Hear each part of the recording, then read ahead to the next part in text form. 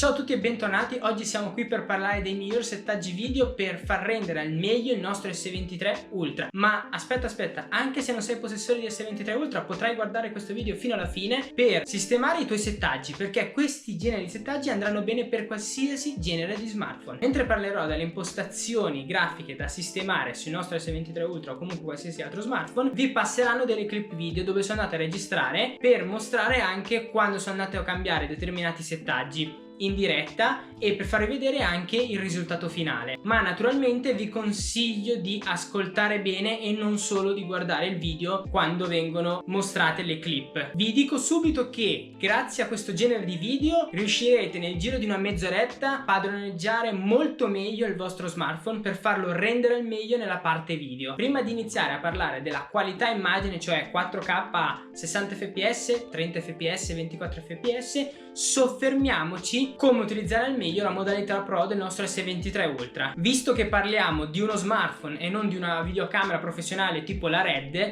la prima cosa importante da andare a guardare sono gli ISO. Gli ISO, come consiglio sempre, si devono tenere bassi o comunque massimo per uno smartphone stare sugli 800. Per quale motivo? Se noi andiamo a utilizzare troppo gli ISO alti, in automatico nel video incomincerà a mostrarsi della grana e del rumore digitale. Perché questo rumore digitale, questa grana? Perché lo smartphone cercherà di tirar fuori della luce in modo artificiale invece che in modo naturale, tipo come sto usando io ad esempio con questi faretti, o quando siamo all'aperto lo smartphone lavorerà benissimo perché ha una bella luce che punta al soggetto. Se invece andiamo a lavorare in una situazione di bassa luce, piuttosto andiamo a migliorare il tempo di scatto, e quindi è il secondo parametro da guardare, e il tempo di scatto vi consiglio di tenerlo sempre massimo un cinquantesimo, non andiamo troppo sotto. Questi due parametri di cui vi ho parlato al volo varieranno anche in base allo zoom ottico che andremo a utilizzare, perché se noi andiamo a utilizzare un 1x sarà diverso dal 3x e il 10x, perché i settaggi dovranno per forza cambiare, perché l'1x lavora con una focale di 1,7, il 3x con una focale di 2,4 e il 10x con una focale di 4.9. In automatico più la F sarà bassa, quindi aperta, più luce entrerà e quindi le impostazioni potranno anche essere un po' più alte, quindi il tempo di scatto invece di usarlo un cinquantesimo possiamo usarlo anche un 120esimo, quindi sarà più veloce. Gli ISO potrebbero essere anche solo 100 invece di dover usare 200, perché si ha bisogno di meno sforzo da parte dello smartphone di cercare di ricevere luce all'interno. Quando andiamo a lavorare 3x e 10x, naturalmente questo fattore va a influire molto sugli ISO o il tempo di scatto. Dovremmo andare sicuramente a renderli un po' più alto gli ISO e un tempo di scatto un pelino più lento. Quindi vi consiglio sempre di lavorare al massimo della luce per tirare fuori al meglio i vostri lavori, ma comunque anche in situazioni un po' di ombra, come per esempio io ho registrato un mio amico in un bosco, lavorano benissimo tutte e tre le ottiche. Apro una parentesi: in diversi video ho visto ragazzi che hanno parlato di queste tre ottiche di S23 Ultra dove si lamentavano che quando io andavo a fotografare o registrare, quando andavo a cambiare lo zoom si lamentavano del fatto che i parametri non rimanevano uguali. Ma è normale che non rimangano uguali. Essendo che questi ragazzi dicevano di fare una recensione da fotografi, io mi aspetto che un fotografo capisca che se la F si vada a chiudere, quindi fa entrare meno luce, abbiamo bisogno di tirar fuori più luce in qualche altro modo. Lamentarsi di questi parametri che vengono cambiati in base all'ottica è un po' come lamentarsi se io sono in una stanza luminosa, di colpo entro in una stanza buia e mi lamento perché i miei occhi non vedono con la stessa luminosità quando ero nella stanza luminosa. Cioè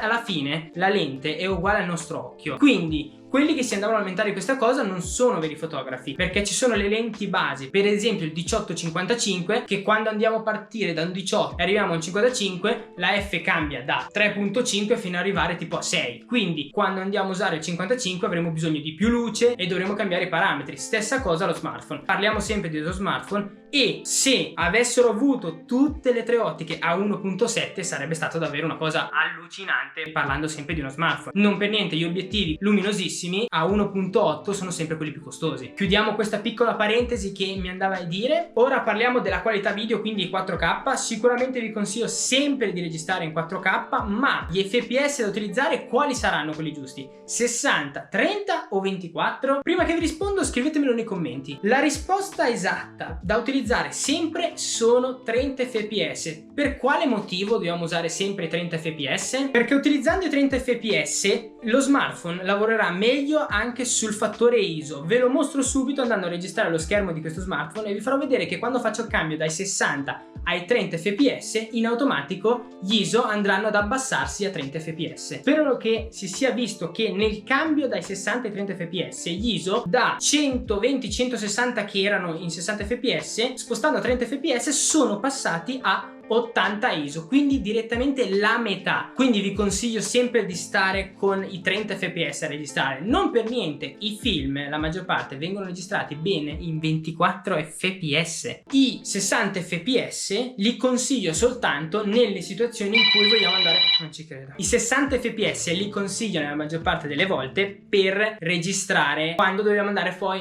in futuro a fare un rallenti nel montaggio video, perché se non andiamo a fare un rallenti non ha senso avere così tanti fps. 60 fps quindi solo in situazioni di rallenti. Un'altra cosa che vi consiglio è, quando siete in situazioni di bassa luce, di disattivare la stabilizzazione. Per quale motivo? Perché se noi andiamo a tenere attiva la stabilizzazione andrà a creare una sfocatura di movimento nel video. Vi consiglio sempre, come ho fatto nei miei video che avete visto mentre stavo parlando, di registrare col vostro smartphone sempre con due mani, così da rimanere belli stabili, che tanto comunque la stabilizzazione nelle situazioni di luce, quindi di giorno, quando sei in giro, tenetela attiva che lavora davvero da Dio. Ma in quelle situazioni un pochino di meno luce che andate a disattivarla, ma anche nelle situazioni con tanta luce, tenete sempre lo smartphone con due mani e i movimenti non fateli solo con le mani ma anche con il corpo, così da essere più fluidi e molto più cinematografici nei vostri video. Piccolo punto sul bilanciamento del bianco, che viene rappresentato con una lettera V e una B, che vuol dire white balance, serve per appunto bilanciare il bianco in base alle situazioni. Io lo lascio sempre in automatico perché comunque questo smartphone lavora davvero bene col bilanciamento. Potete andarlo a cambiare anche in base alla situazione che vi trovate, potete scegliere se metterlo più caldo o più freddo. Magari per rappresentare per esempio un video di cucina volete metterlo un pelino più sul caldo, o un video magari che andate a registrare in una situazione un po' più fredda potete tenerlo leggermente più sull'azzurro, quindi sul freddo. Passiamo ora alla messa a fuoco. Io nella maggior parte dei casi lavoro con la messa a fuoco manuale per rendere il tutto un po' più professionale, quindi quando noi andiamo a registrare, se dobbiamo andare a seguire un soggetto che comunque va piano, dobbiamo fare un determinato effetto di registrazione, vi consiglio di registrare con la messa a fuoco in manuale, perché così possiamo decidere noi magari cosa far risaltare di più a fuoco. Comunque possiamo anche fare tipo un effetto che ho fatto in una clip video, dove sono andato a fare una ripresa a un amico che si stava allontanando nel bosco, ma la messa a fuoco l'ho messa che pian piano veniva sempre più vicina all'immagine. Se volete comunque potete tenere la messa a fuoco in automatico e selezionare il soggetto che volete tenere a fuoco, magari che si muove un po' velocemente, e vi assicuro che questo smartphone tiene la messa a fuoco di un soggetto in un modo impeccabile, seguendolo continuamente senza perdervelo mai. Ho fatto una prova un po' di tempo fa per comunque darvi la conferma in questo video e vi assicuro che non perde mai la messa a fuoco. Apriamo una piccola parentesi anche nella modalità video ritratto, che non avevo mai provato, ho voluto testare per questo video e mi ha piacevolmente sorpreso perché crea davvero un filmato abbastanza cinematografico e fa un ritaglio del soggetto quasi perfetto. Magari un difettino se andiamo a zoomare c'è, ma rispetto a molti smartphone di fascia alta di prezzo ha un ritaglio assurdo, creando uno sfocato dello sfondo impeccabile. E comunque nella registrazione che vi faccio passare mentre sto parlando, secondo me crea un effetto davvero bellissimo nel video e vi permette di utilizzare l'1x, il 2x e il 3x. Direi che ho parlato di tutte le informazioni base che possono servirvi per andare a registrare con il vostro smartphone e creare filmati professionali, andando ad utilizzare comunque il massimo del suo potenziale. Scrivetemi sotto nei commenti se volete altri video di informazioni, se vi serve comunque anche qualche dettaglio in più. Vi invito ad iscrivervi al canale per rimanere aggiornati per i prossimi video e vi invito anche di condividere questo video con i vostri amici che magari sono interessati a questi argomenti, così da aiutarmi anche comunque a crescere ed arrivare finalmente ai primi 1000 iscritti. Stiamo crescendo abbastanza velocemente. Detto questo, ci vediamo direttamente domenica prossima con un altro video.